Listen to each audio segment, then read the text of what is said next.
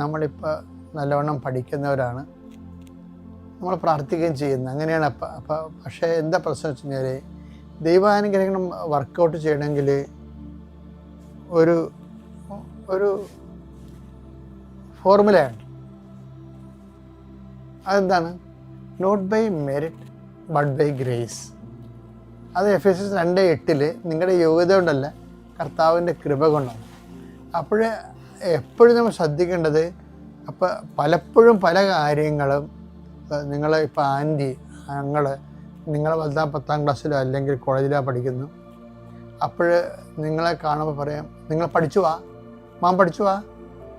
അമ്മയും പറയും, അങ്കിൾ കൊണ്ടുപോകുകയെ, മാം പഠിച്ചു വാ, ആൻറ്റി കൊണ്ടുപോകുകയെ എന്ന് നിങ്ങൾ പറയുമ്പോൾ നിങ്ങൾ ഓർക്കുക, ഈ അങ്കിളും ആൻറ്റിയും അറിയാതെ അതർ ഗോഡാവും.